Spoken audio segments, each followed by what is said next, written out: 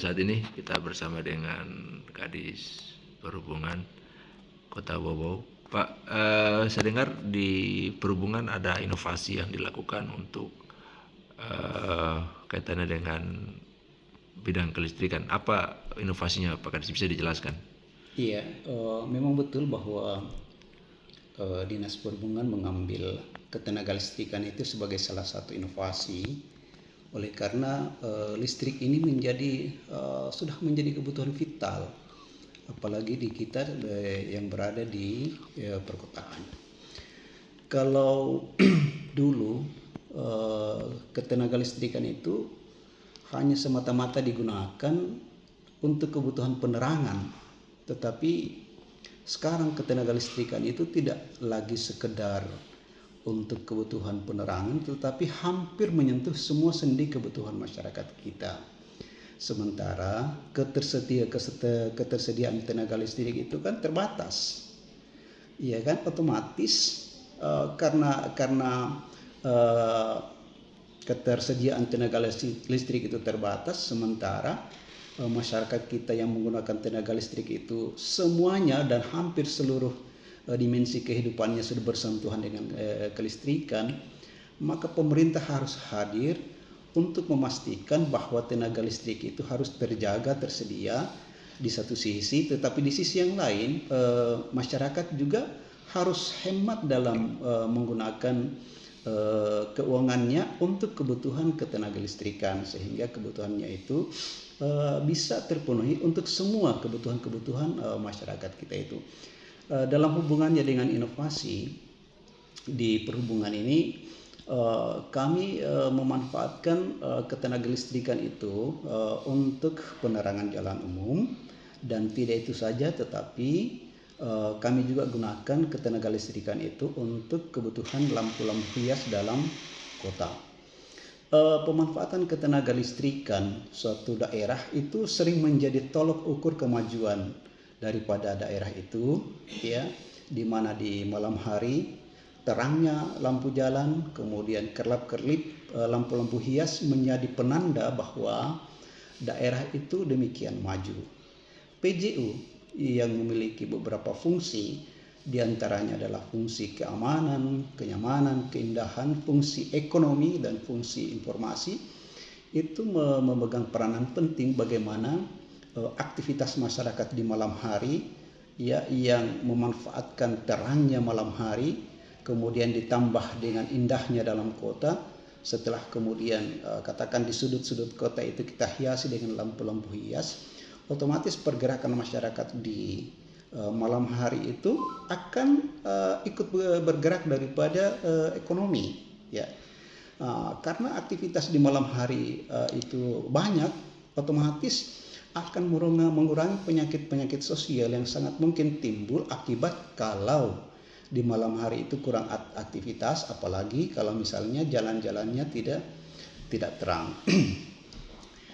Oleh karena banyaknya lampu jalan yang terpasang, itu akan berimplikasi pada besarnya beban rekening yang harus dibayar oleh pemerintah kota. Dinas Perhubungan harus hadir melakukan efisiensi terhadap dua hal. Yang pertama, efisiensi terhadap pemanfaatan tenaga listrik. Kemudian yang kedua, efisiensi terhadap anggaran yang akan digunakan untuk pembayaran rekening listrik. Kenapa kita harus lakukan efisiensi terhadap dua hal itu? Untuk efisiensi terhadap tenaga listriknya, sebesar tenaga listrik yang kita efisien itu sudah bisa digunakan oleh masyarakat kita. Yang mungkin oleh masyarakat kan menggunakan tenaga listrik, ada industri-industri rumah tangga, ya, sehingga yang tadinya digunakan full untuk PJU, karena kita lakukan inovasi, maka sebagian efisiensi itu dapat dialihkan ke sana.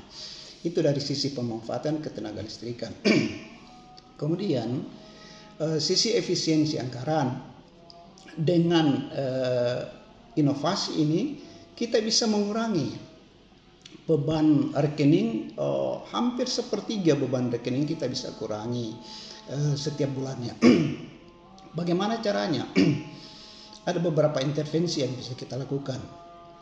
Pertama, saya otomatiskan waktu menyala dan waktu padamnya lampu PJU. Saya harus atur waktunya supaya dia bisa menyala secara bersamaan, atau mungkin ada jeda waktu dia menyalanya antara satu kawasan kemudian kawasan lain. Saya nyalakan karena daerah kita ini bertingkat. Katakanlah di daerah Tomba sana saya nyalakan di 5:30, kemudian 5 menit berikutnya di bagian atas dan seterusnya, itu akan indah kelihatannya. Kemudian saya akan matikan secara bersamaan juga di katakanlah di jam 5, ya itu akan secara otomatis semua mati.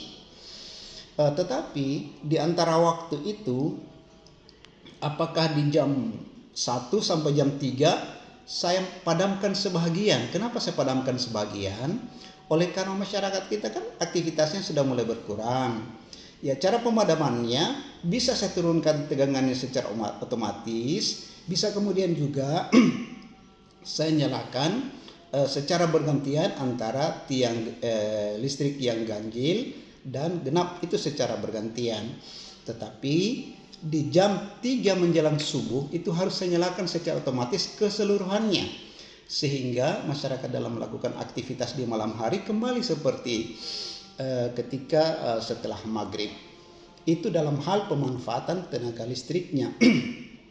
Oleh karena saya lakukan efisiensi itu, ada saat di mana saya nyalakan secara bersamaan itu untuk keseluruhan, di lain waktu saya matikan secara bersamaan, dan di antaranya ada yang saya turunkan tegangannya atau turunkan cahayanya secara otomatis. Maka penggunaan tenaga listrik itu akan kemudian berkurang. Karena jumlah tenaga listrik yang kita gunakan berkurang, maka implikasinya beban rekening yang akan diselesaikan oleh pemerintah terhadap PLN itu pasti akan turun. Itu dari sisi pemanfaatan ketenaga listrikan hubungannya dengan penerangan jalan umum. Bagaimana dengan lampu-lampu hias? Ya, lampu-lampu hias akan menarik di sudut-sudut kota, di ruang-ruang publik kita sentuh dengan lampu-lampu hias, sehingga lama waktu masyarakat kita berinteraksi di ruang-ruang publik itu akan bertambah. Kenapa? Karena mereka menikmati indahnya di malam hari. Kemudian ditambah juga dengan mereka tidak rasa ragu untuk bergerak atau bergeser dari tempat mereka berinteraksi kembali ke rumahnya masing-masing. Kenapa? Ruas-ruas jalan yang akan dilalui terang. Jadi perhubungan harus hadir untuk memastikan bahwa tidak ada ruas jalan yang telah terpasang PJU-nya padam. Kalau ada titik-titik lampu yang sampai saat ini padam, ya tentu itu adalah diakibatkan karena gangguan setelah mulai penghujan kemarin. Tetapi teman-teman kami di tim teknis itu sudah mulai sisir lagi untuk memastikan bahwa ketika kita masuk di tahun 2024 sudah harus dipastikan bahwa harus semua sudah menyala, karena pada PJU itu adalah haknya masyarakat kita untuk menikmati terangnya malam hari. Jadi saya kira itu inovasi yang kami lakukan dan sudah mulai kita terapkan, dan memang nyata bahwa setelah ada intervensi yang kita lakukan seperti itu, pengurangan daripada beban rekening untuk PJU itu sudah mulai berkurang. Insya Allah kalau secara efektif kita sudah terapkan di 2024, saya yakin dan percaya bahwa di satu sisi energi yang kita gunakan untuk PJU akan berkurang, dan di sisi yang lain secara bersamaan juga beban rekening juga itu akan berkurang. Otomatis karena dia berkurang beban rekening, maka sejumlah dana yang disiapkan untuk PJU itu bisa digunakan untuk kebutuhan-kebutuhan lainnya. Saya kira itu. Pak Kadis, boleh tahu berapa tadi disinggung ada sepertiga anggaran yang bisa dilakukan efisiensi. Ya. Berapa angkanya itu Pak Kadis? Kemarin untuk beban rekening kita per bulannya itu sampai 448. Tetapi secara perlahan itu kemudian turun, dan terakhir kemarin itu berada di kisaran kurang lebih 380 sampai 400 jutaan per bulannya. Itu secara perlahan akan kemudian kita turunkan. Berarti itu luar biasa Pak Kadis ya. sampai puluhan juta bisa dilakukan efisiensi dalam 1 bulan tagihannya. Efisiensi kemarin itu alhamdulillah sampai menyentuh kurang lebih 60 sampai 70-an. 60 sampai 70 juta. 70-an juta. Itu pun belum dilakukan secara maksimal itu Pak Belum Kadis. secara maksimal, iya. Kalau secara maksimal bisa sampai 100 juta kira-kira Pak Kadis. Insya Allah bisa sampai kurang lebih 100 jutaan kita lakukan efisiensi. Itu inovasi secara otomatis itu berarti pakai mesin itu Pak Kadis ya? Kita hanya butuh tambahan komponen kelistrikan ya. Kebetulan saya basicnya di listrik. Saya sedikit paham mengenai bagaimana kita mengontrol pemanfaatan ketenaga listrikan. Berarti dengan kata lain itu juga mengurangi tenaga manusia begitu ya? Ya, untuk proses on off-nya memang kita tidak menggunakan lagi tenaga manusia, tetapi untuk memastikan bahwa di setiap titik, di setiap jalur ada atau tidak ada yang padam, tetap harus dipantau oleh teman-teman operator. Ya. Tapi mereka kerjanya sudah lebih ringan dibandingkan yang sebelumnya dengan adanya alat itu Pak Kadis. Ya benar, sangat terbantu dengan alat itu. Ya baik, Pak Kadis, kita bergeser ke topik selanjutnya terkait dengan penerangan jalan umum kita. Saya dengar ada penambahan titik untuk Kota Bau-Bau. Bisa dijelaskan Pak Kadis soal itu? Iya, alhamdulillah untuk tambahan penerangan jalan umum di Kota Bau-Bau ini di 2023 ada sekitar 250-an titik yang sudah terpasang ya, sudah terpasang. Mudah-mudahan di akhir Desember ini sudah dinikmati oleh masyarakat Kota Bau-Bau, dan itu tentu dia tersebar di wilayah Kota Bau-Bau. Ya. Apakah itu diprioritaskan daerahnya tertentu, misalnya kelurahan A, B, C, atau secara sporadis dia tersebar di semua kelurahan Pak Kadis? Kalau untuk penempatan lokasi-lokasi itu ya tentu berdasarkan dari permohonan masyarakat sebelumnya, ya, yang kemudian diproses oleh dinas. Terus dengan tambahan 250 penerangan jalan umum itu, total berapa kita punya PJU sekarang di Kota Bau Pak Kadis? Untuk posisi PJU kita ini sudah menyentuh di angka 7.000-an, ya 7.000-an titik PJU sekota Bau-Bau. Kemudian apakah ada proyeksi tahun depan Pak Kadis? Untuk tahun depan itu tentu kita belum bisa menentukan berapa angkanya karena belum ada finalisasi. Tapi ancar-ancar sekitar berapa Pak Kadis? Mungkin di tahun berikut itu akan lebih kita sentuh pada ruang-ruang publik untuk memberikan nuansa estetiknya. Ya apalagi mungkin tahun depan kan kita tahun politik, berarti eskalasi akan tinggi dan tentu ruang-ruang kegelapan itu mesti diterangi supaya tidak remang-remang dan itu bisa mencegah eskalasi. Gimana dengan hal tersebut Pak Kadis? Ya memang salah satu fungsi PJU adalah untuk memberikan rasa aman. Tentu kalau ruas-ruas jalan atau ruas-ruas jalan dan di ruang-ruang publik terang, apalagi indah, insya Allah akan meminimalisir kemungkinan terjadinya hal-hal yang kita sanksikan apalagi menjelang tahun politik. Ya, terus kira-kira di titik mana itu lampu jalan atau lampu yang penerangan yang keindahan jalan itu yang akan dimaksimalkan? Apakah ada titik tertentu, ruang publik tertentu atau gimana itu Pak Kadis?